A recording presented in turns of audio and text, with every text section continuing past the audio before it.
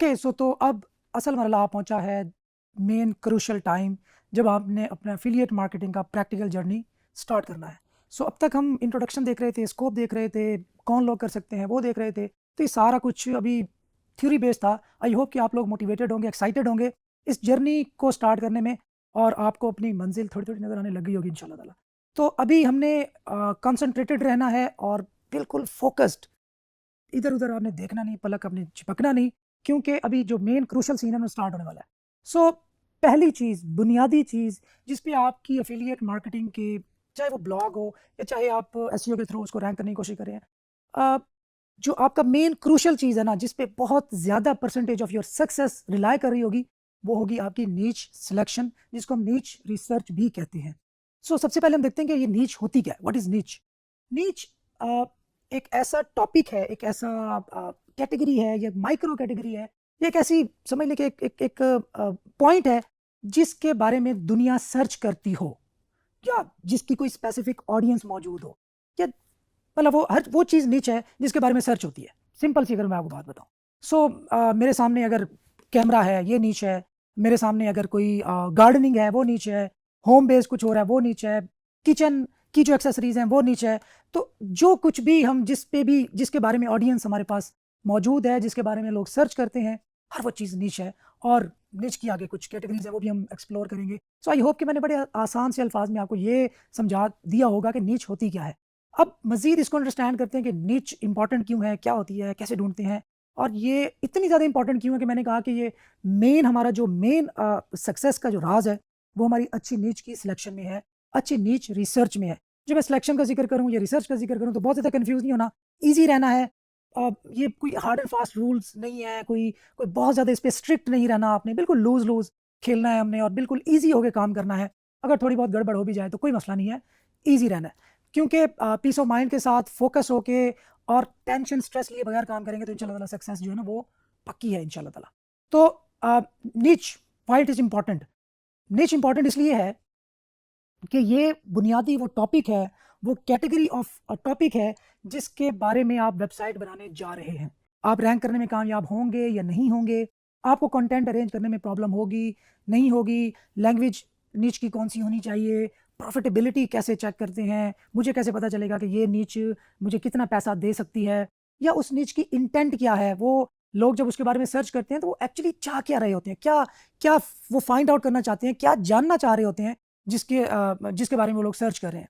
और साथ साथ सीजनैलिटी क्या होती है, कि ये साल के कितने अरसे मेरी वेबसाइट पे ट्रैफिक लाने में कामयाब होगी ये स्पेसिफिक नीच। और साथ साथ इसमें प्रॉफिट कितना है यार, पैसा कितना इन्वॉल्व होगा, क्या पैसा इन्वॉल्व है भी सही है, नहीं है, मेरे खर्चे निकलेंगे, या मैं खर्चे ज़्यादा करता रहूँ, पता चले कि एंड में मेरी वेबसाइट रैंक भी हो जाए, लेकिन उस पर इतनी ट्रैफिक ही ना हो, इतना उसका सर्च ही ना होती हो मंथली, कि मुझे वो ज़्यादा कुछ पैसे दे सके।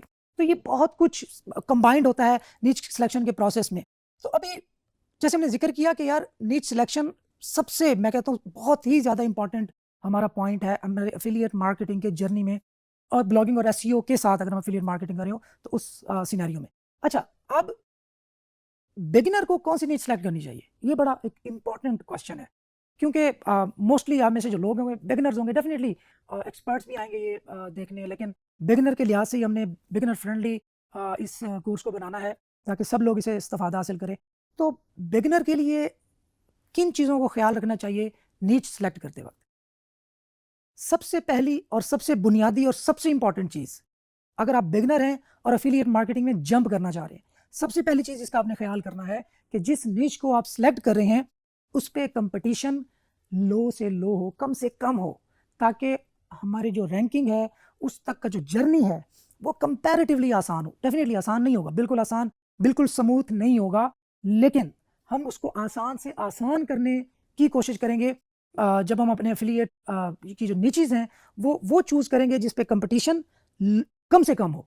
ओके, नेक्स्ट चीज़ हम देखेंगे कि वो जिस निच को हम सेलेक्ट करने जा रहे हैं उस पे हमारी थोड़ी बहुत हल्की फुल्की, अगेन इस पे बहुत ज़्यादा स्ट्रिक्ट नहीं हो जाना, कमांड ज़रूर हो। लेट्स सपोज आप वेबसाइट बनाते हैं जी, best gaming laptop, let's suppose एक एफिलिएट ये निश है कि बेस्ट गेमिंग लैपटॉप, जिसमें हम जिक्र करेंगे कि यार अच्छा गेमिंग लैपटॉप कौन सा है, उसके रिव्यूज़ उसके देंगे, और उसको कंपैरिजन करेंगे कि यार इस लैपटॉप ये क्यों अच्छा है, अगर अच्छा है तो, और इसके अंदर कौन कौन से हैं, इसकी फीचर्स क्या हैं, इसके बेनिफिट्स क्या हैं, इसकी प्राइस वाइज ये कैसा है, ये कंपनी कौन सी है, रिलायबल है नहीं रिलायबल, तो ये सारा कुछ होगा। तो अगर आपको उसके बारे में ज़्यादा नॉलेज होगा, आपको उसके बारे में थोड़ी सी आप उससे फेमिलियर होंगे, तो आपको कंटेंट जनरेट करते हुए, कंटेंट राइट करते हुए कंपैरेटिवली आसानी होगी। और इसके अंदर हम एक टर्म यूज़ करेंगे आगे जाके जिसको हम बोलते हैं कंटेंट कवरेज, और उसमें भी आपको आसानी होगी जब आप एक ऐसी नीच सेलेक्ट करेंगे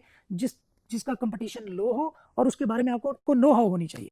मैं इसको समराइज कर देता हूँ कि बिगनर को कौन सी सेलेक्ट करनी चाहिए। कंपटीशन कम से कम, वॉल्यूम, सर्च वॉल्यूम क्या होता है कि उस नीच पर लोग कितना सर्च करते हैं उसके बारे में, तो इसको बोलते हैं सर्च वॉल्यूम। कि अगर एक वेबसाइट एक नीच लेट्स सपोज, जैसे मैंने बेस्ट हम देख लेते हैं बेस्ट गिटार, तो बेस्ट गिटार को कितने लोग सर्च करते हैं। नेक्स्ट है कहाँ से सर्च करते हैं। लेट्स सपोज जहाँ पे एफिलिएट मार्केटिंग बहुत ज़्यादा इन है, और वो है डेफिनेटली वेस्टर्न कंट्रीज़, यूएसए में सबसे ज़्यादा इस पे काम होता है। उसके बाद जहाँ जहाँ अमेजोन मौजूद है वहाँ वैसे होती है एफिलिएट मार्केटिंग अमेजोन के साथ। वैसे तो हर डिफरेंट प्लेटफॉर्म्स हैं जहाँ पे हर कंट्री में तकरीबन हो सकती है, लेकिन हम ओवरऑल हम एक जेनेरिक चीज़ देख रहे हैं कि affiliate marketing with Amazon normally USA में सबसे ज़्यादा इन है।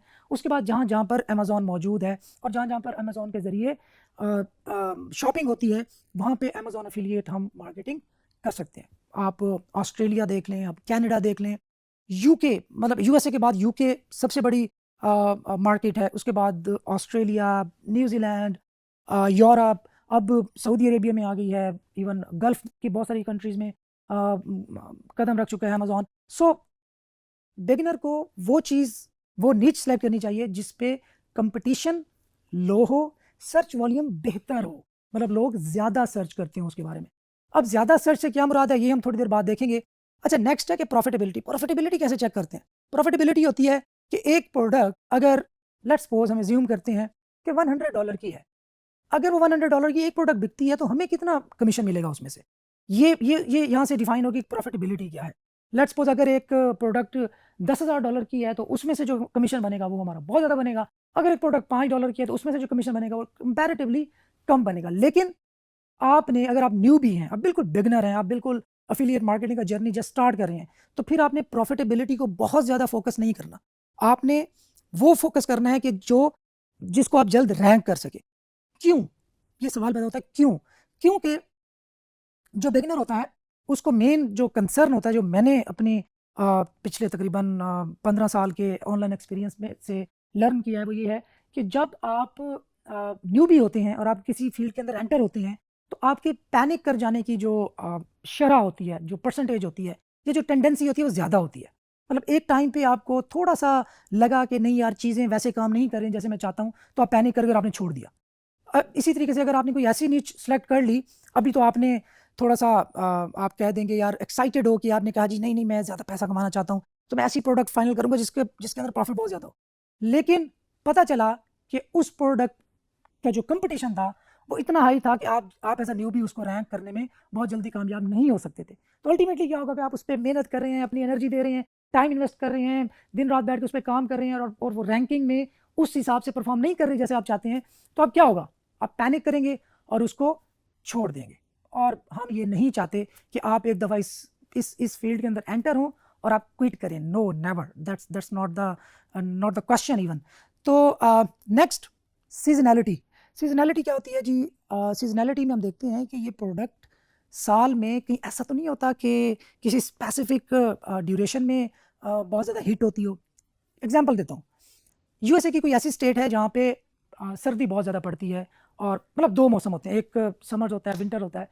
तो अब आप अगर वहाँ पे लिहाफ बेचना चाहते हैं, अमेजोन एफिलिएट मार्केटिंग के थ्रू बिकवाना चाहते हैं, इस तरह कर लेते हैं, तो क्या होगा, वहाँ पे गर्मियों में लिहाफ नहीं बिकेंगे। तो वो सीजनैलिटी जो है वो गर्मियों के अंदर उसकी सीजनैलिटी डाउन हो जाएगी। तो आपको लगेगा कि यार ये इस सीज़न में तो सेल्स ही नहीं आ रही, तो हमारा जो प्रॉफिट है वो कम हो रहा है। सो इस चीज़ को भी आप कंसीडर करेंगे। सो अल्टीमेटली मैं जो बेसिक क्राइटेरिया है, ये सारा कुछ सिलेक्शन का क्राइटेरिया, ये हम डिस्कस करेंगे सेपरेटली। लेकिन सबसे मेन चीज़ जिसका आपने ख्याल रखना है वो ये है कि जो नीच, अगर आप बिगिनर हैं, न्यू भी हैं, जिस नीच को आप सेलेक्ट कर रहे हैं उस पर कंपटीशन ज़्यादा ना हो। ये बेसिक चीज़ है वजह मैं आपको बता चुका हूँ, आपका कॉन्फिडेंस लूज़ होगा अगर आपने किसी किसी हैवी चीज़ में हाथ डाल लिया। स्टार्ट लें बिल्कुल लाइट चीज़ से, लो कंपटीशन नीच से, और ग्रेजुअली आप बढ़ते जाएँ और फिर आप जितना मर्ज़ी खुल के खेलें, इंशाल्लाह ताला सारी चीज़ें रैंक होंगी और बहुत सारा पैसा आएगा इंशाल्लाह ताला।